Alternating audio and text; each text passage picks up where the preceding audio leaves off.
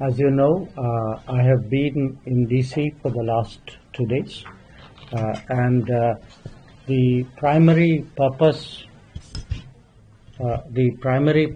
of my visit was to attend the Quad Foreign Ministers meeting. And I obviously, in addition to the meeting itself, I met bilaterally with my counterparts, Secretary Rubio, Foreign Minister Penny Wong, and Foreign Minister Takeshi Iwaya.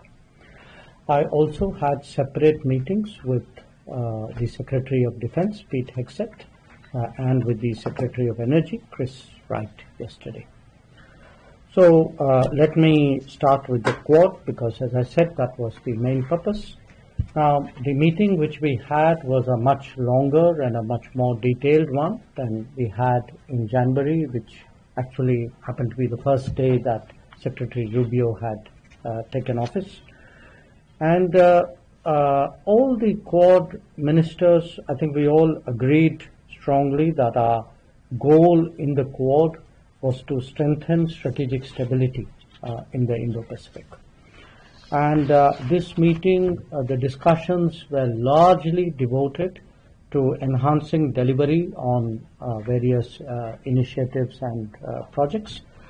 As is the practice on such occasions, we had a very open, very freewheeling discussion on regional issues of the Indo-Pacific. A lot of that was a granular analysis of different situations, different issues of the Indo-Pacific itself. But again, in the light of recent developments, it is natural that we also spend some time discussing the Israel-Iran conflict, also what the U.S. had done in Iran. Now, while our meeting was taking place, there was in parallel a Quad business roundtable on critical minerals, and there were companies from all the four Quad countries which were present at that roundtable. Now, in terms of Quad, of course, in its current incarnation, it's been there since 2017. It has grown steadily. All of you are aware of it. But I just want to flag some recent developments, because people often ask, saying, okay, how is it deepening? How is it progressing? So let me highlight some of them. One, we launched the Quad Critical Minerals Initiative, and this would be focused particularly on the mineral recovery, which is very important for all of us. Second, there's the Quad Indo-Pacific Logistics Network that was launched earlier in the year, and we decided it will hold its field training exercise, first field training exercise, fairly soon. It had held its tabletop exercise in May. Then there is the Quad at Sea Ship Observer Mission. This involves our Coast Guards, and that's recently launched from Palau to Guam. So we recognize that as an important step in Coast Guard cooperation. Then there is a maritime legal dialogue at the expert level, which will be held in India, right? It is virtual, sir. It's virtual, okay, later this month. Then we took some steps to expand the Indo-Pacific Partnership on Maritime Domain Awareness through our Gurugram Fusion Center. Also a Maitri workshop, which will allow us to assess capability gaps and build maritime capacity. There will be a Quad Ports of the Future Partnership Conference, which will focus on resilient ports and shipbuilding. And of course, a Quad partnership on cable connectivity and resilience. It will hold a conference on undersea cables. So as you can see, the Quad members are all, fundamentally maritime nations. A lot of what brings us together, the Indo-Pacific, is the maritime facet of our capabilities, and most of what you can see as steps of advancement are in the maritime area. Now, from this meeting, if I have 3 or 4 takeaways, I would say one, quite clearly, because as I said, this was a really detailed Quad meeting we were doing under Trump 2.0 administration. There was a very clear affirmation of the deepening commitment of all members to the Quad. Second, this goal of strategic stability that I spoke about, obviously it's expressed through various initiatives and cooperative endeavors. And what that essentially means is we are discussing how do we build our own capabilities and those of others through cooperation, and how do we mitigate vulnerabilities. That if there are vulnerabilities of various kinds for various nations, over dependence or reliance, over reliance in a way, then what is it we can do with each other to address those gaps and make that less of a problem. The Quad architecture has been, because Quad has grown in the last 8 years in a sort of very organic fashion. So every time there's a meeting, there are new ideas, something is set up, there's a discussion, some project is done, some new cooperation is started. So the feeling was, look, it's got a bit messy, so let's streamline it into 4 clear streams. And those 4 clear streams were maritime and transnational security, economic prosperity and security, critical and emerging technologies, and humanitarian assistance and I think emergency response. We also expect to hold the Quad Summit in India later this year, and we had a useful discussion about preparing for that. There was, we tabled some ideas, so did others. We had a discussion. Obviously, those ideas have to take form before I'm in a position to share that with you. So that was, the sum and substance of what happened on the Quad side. In terms of my bilateral meetings, I had a good session with Secretary Rubio, and we essentially did a stock taking of the last 6 months, and what do we do to go, look ahead. And this included a discussion on trade and investment, on technology, on defense and security, on energy, and on mobility. Now, defense and energy are 2 subjects where, particularly with the US, I think they're substantive enough to warrant a separate meeting with their secretaries, which is why I had a meeting with Secretary Hexet and with Secretary Pratt. I also had very useful conversations with my other 2 counterparts, Penny Wong of Australia and Takeshi Iwaya of Japan. In both cases, obviously, whatever are the particular bilateral issues in those relationships were the subject of our discussions. We talked about visits which were due on either side, preparing for the meetings of our Prime Minister, which are also impending. So overall, I would say, for me, it was a very productive day yesterday, and for our, in terms of the evolution of Quad, I think it was again a step forward. Not just, I would say, in terms of a sort of another meeting of the Quad, but in many ways it was a sort of a house cleaning and a way of making it more efficient. There was we were self-auditing ourselves and saying, okay, how do we deliver better? How do we make it more efficient? So that's the spirit really in which we approached this particular meeting.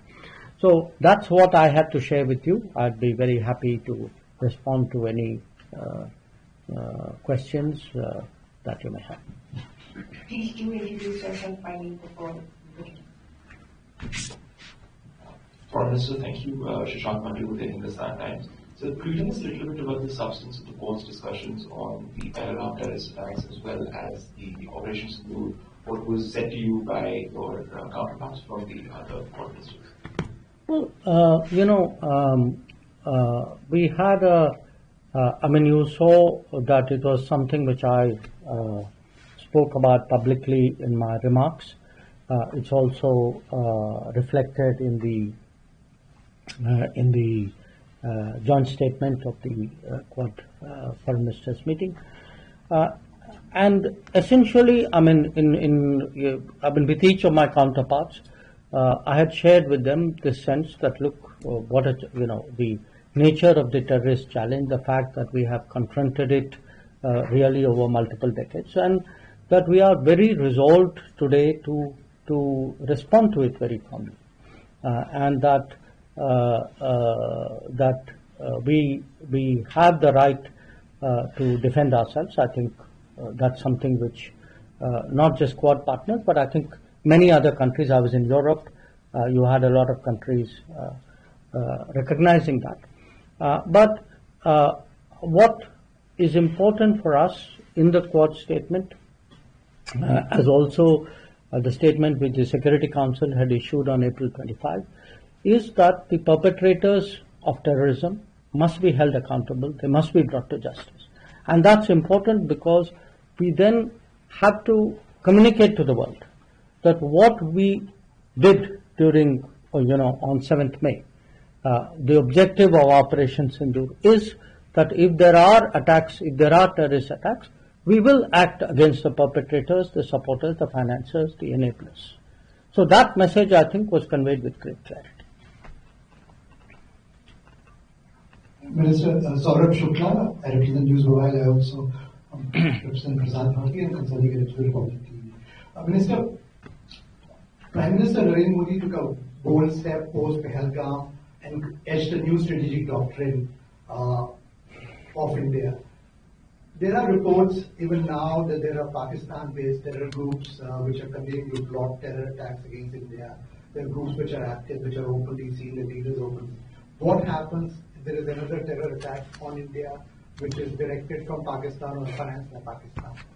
Look, Saurabh, nobody is going to answer that in the hypothetical manner in which you posed it. I think what we have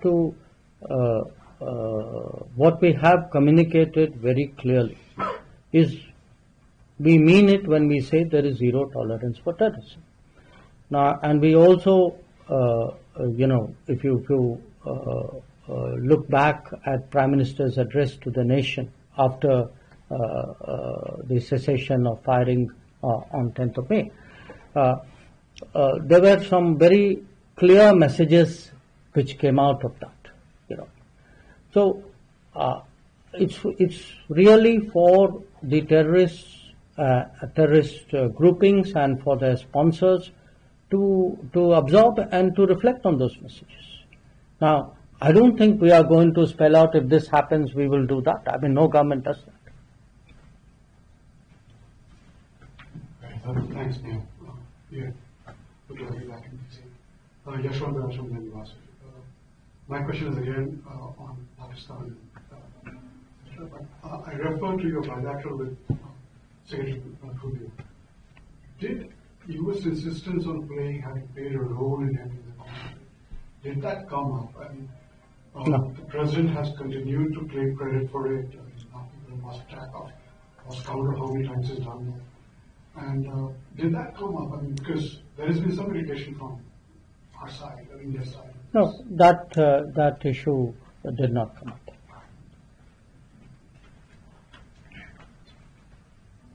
Thank you for. It's working. Hello. It's okay? Yeah. Thank you, Foreign Minister. This is Vishnu from South Asian Herald. How do you assess the overall impact of the recent all-party delegations that returned to India, and have they contributed meaningfully in shaping global consensus on India's policy on zero tolerance and to defend its people against terrorism? And second one regarding Quad, you mentioned yesterday that Quad has made substantial progress in areas such as maritime cooperation, logistics, education, and political coordination. Are there still any outstanding issues or concerns that India is currently discussing with its Quad partners ahead of the New Delhi summit? Thank you. Well, I have spoken about the all-party delegations in India, and let me again reaffirm that we have, we very much value and appreciate what they did. I think when I look at the engagements they had, the conversations, the impact that they had, it's very good for a country. It really serves our national interest when you have a broad-based set of people who speak with one voice abroad. It conveys a strong message of national unity. It underlines a certain seriousness about responding to terrorism.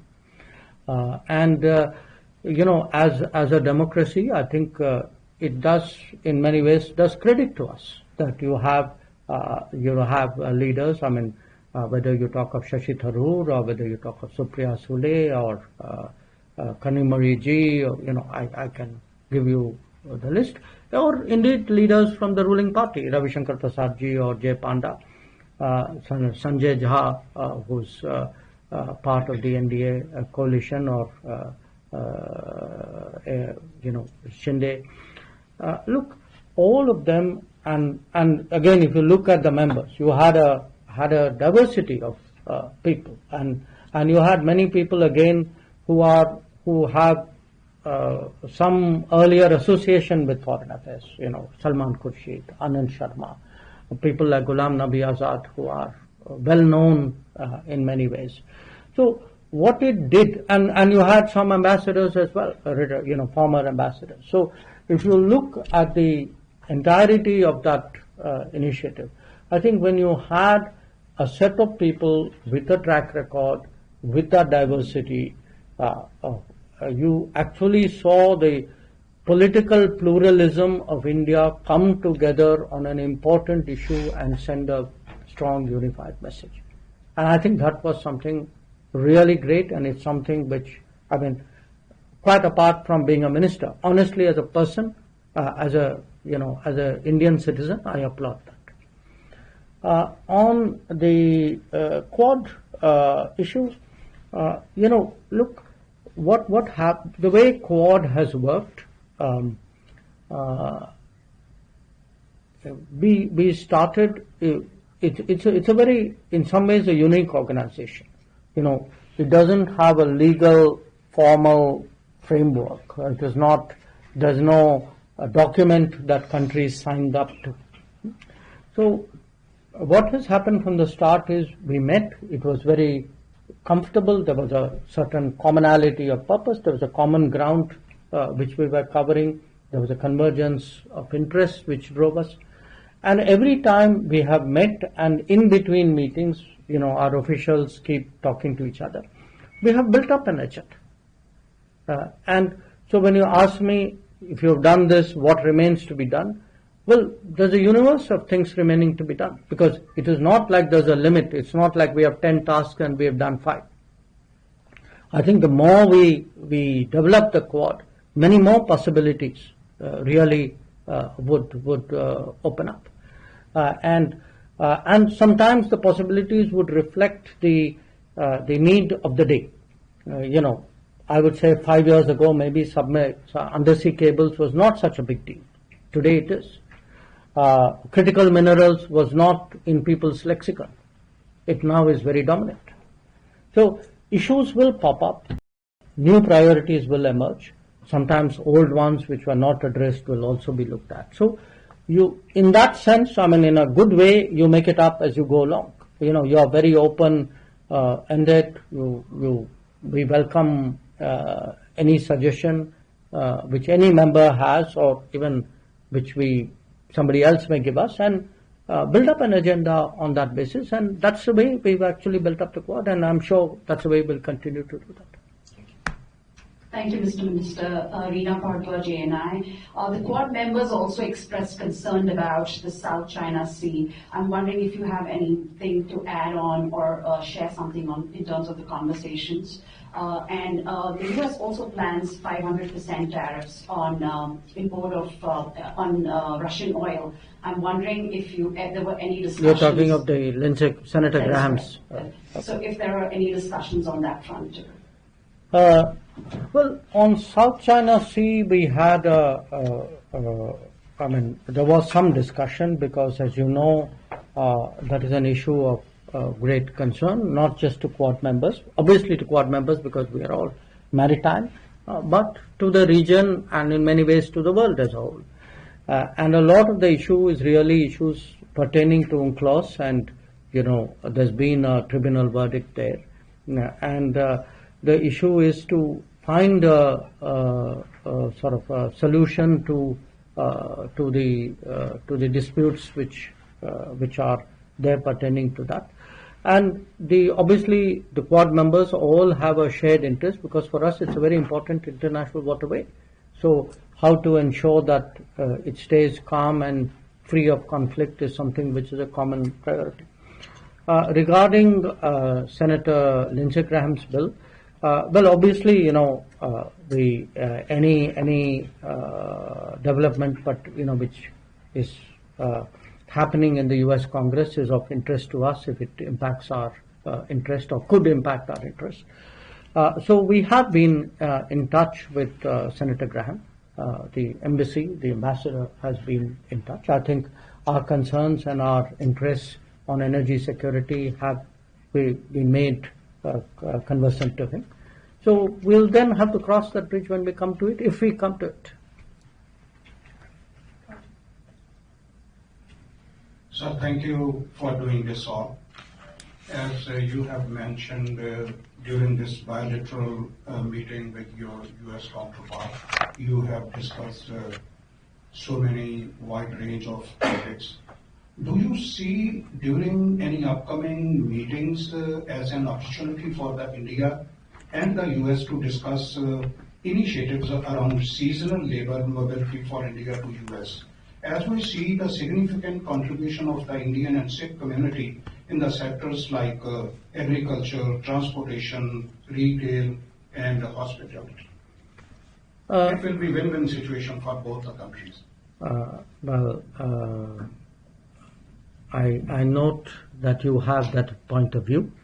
But I would say on my visit, obviously that specific issue did not come up. But I did raise the question of more efficient and smooth issue of visas, because I think that is a public concern in India. And as a minister, I obviously reflect the concerns of my country when I come to the United States. So I did raise that issue. But on the particular aspect that you mentioned, no, that did not come up for discussion. Thank you. Yeah, I can hear you. Go ahead. Hello, I'm Anil Kakarkar from Pudari newspaper and Pudari TV newspaper from India. Sir, can you elaborate on India's approach to balancing its strategic partnership within the Quad while maintaining its independence foreign policy stance, especially with the summit being hosted in India this year?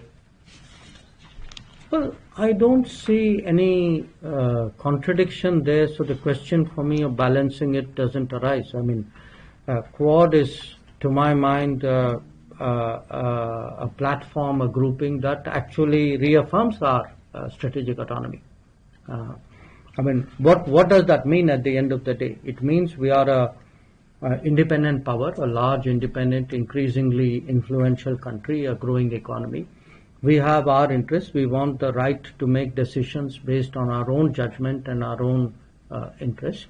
And definitely for us, membership of Quad serves that purpose. It is an expression of that very concept. No. Seema Siruri, Economic Times. Mr. Minister, Yes, on. Speaking. Given the military cooperation between China and Pakistan seen during the recent confrontation, is India more open to giving Quad more of a security dimension, like a little harder edge, as some have argued? Would India be more open? Because people say India is a little shy about that. The other question is about the 3 Quad members having various kinds of problems with the 4th, that is the US. Australia is under review with AUKUS, and Japan has been asked to do, more defense spending. They cancelled their 2+2 dialogue. India has a host of political issues that came up in the aftermath of Operation Sindoor. How did that play out in your meetings? Does that cast a shadow? And one last chota question on China. We don't know where the Trump policy is going on China. If Quad's main purpose is to sort of create an alternative and prevent hegemony by China in Asia, how are we supposed to understand what's happening right now? So let me reflect on what you are saying. You are saying on the one hand, people among the Quad, there are issues among the partners, and then you are saying, so therefore, are you going to do more with the United States, though you have more problems? Seems to, the way you put it, which I don't agree with. So just may want to reflect on that. So here's my point. Look, first of all, anything which happens between China and Pakistan, I don't see that as frankly shaping our Quad decision making. You talk about people say a lot of things. It's a free world, almost. I can only say what is our thinking, which is that for us, Quad serves a purpose, that by working with these three partners, we actually advance our national interests and a collective good in the Indo-Pacific. As I said, we strengthen strategic stability in the Indo-Pacific. So when you speak about, issues between countries, you mentioned US and China. Well, I think if we are strengthening strategic stability in the Indo-Pacific, that in some ways perhaps even deals with the concern that you have. So look, in a world which is more uncertain, which is more volatile, more unpredictable, anything which is a factor of stability, predictability, anything which adds to the stable side of the ledger, I think is welcome. And Quad is very much a platform that contributes to that. Whether among the Quad partners there are issues or not, when you have relationships, what happens between the rest of them is not my business, it's for them. I can only speak for myself. When you have big relationships with countries, the relationships will not be free of issues. I think the strength of a relationship is not its freedom from problems. It is the ability to address those problems and then keep that trend going positively.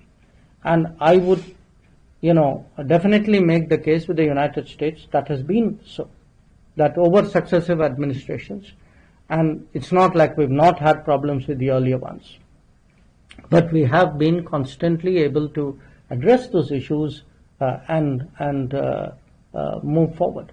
So the answer to uncertain, predictable world is not to say, okay, so you should tie yourself closely to this policy or to that country or take a knee-jerk response one way or the other. That's not the way strategic decisions are made.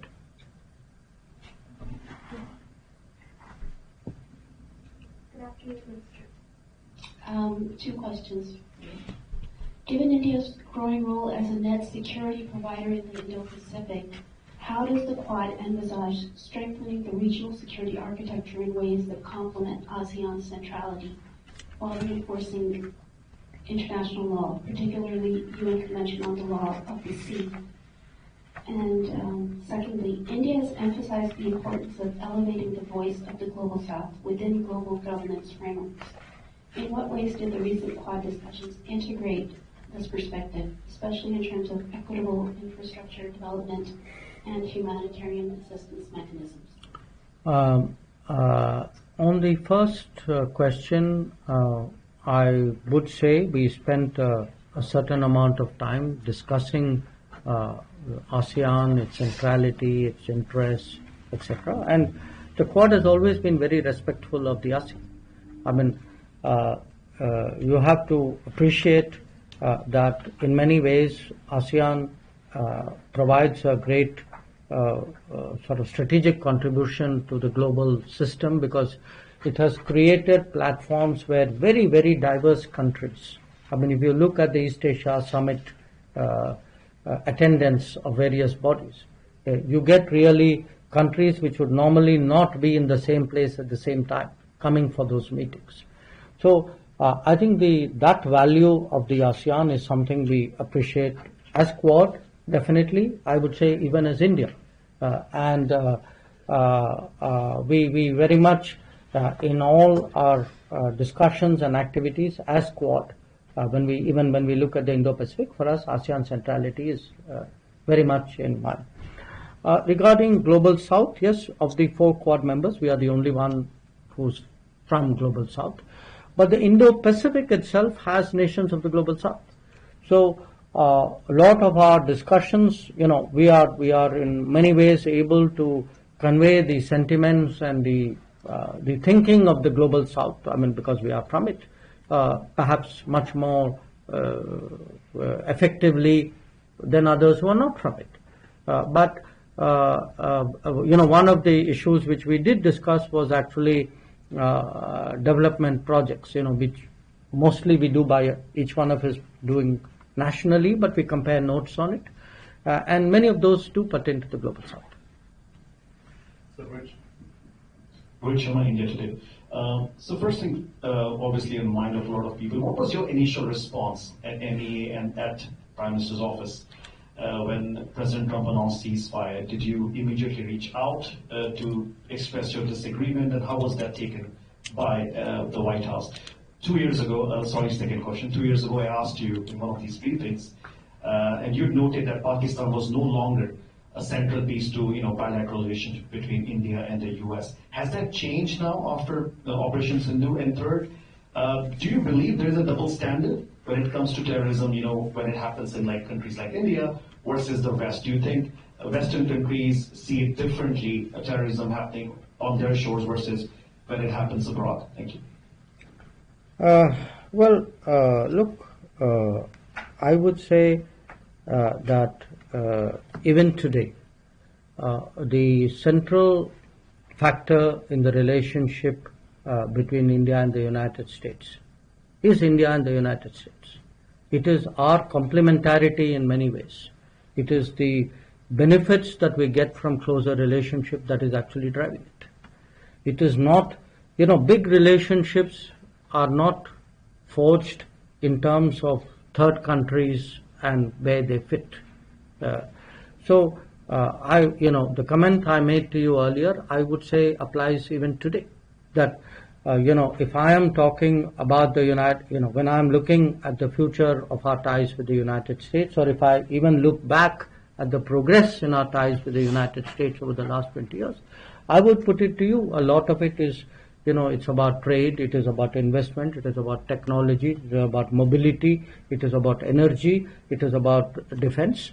So I would really urge you to get over the idea that we need to define ourselves vis-a-vis third countries in order to forge ahead somewhere. That is not the case. We are a big country. We are, among the top 5 economies of the world. We are the most populous country in the world. Our influence is growing. We must have that self-confidence, even in asking questions. I think the record of what happened at that time was very clear. The ceasefire was something which was negotiated between the DGMOs of the 2 countries. So I will leave it at that. And on the terrorism issue, again, it is a fact that countries, often countries do not take a position when some other country is a victim of terrorism, which they would do when they themselves are. We have, in that respect, honestly been much more consistent and principled. That we have, when terrorist incidents, attacks happen elsewhere, outside India, we have largely followed the same position that we have taken when they have happened in India. So, if is your point that others not doing it? My answer to you is yes, you are right. Many of them are not doing it or not doing it sufficiently enough. And part of diplomacy is to exhort them, encourage them, persuade them, motivate them to do that. And which is why it's important to speak up, and which is why it's important to carry them with us to the best possible degree. If you like this video, then like, share and subscribe to Mirror Now.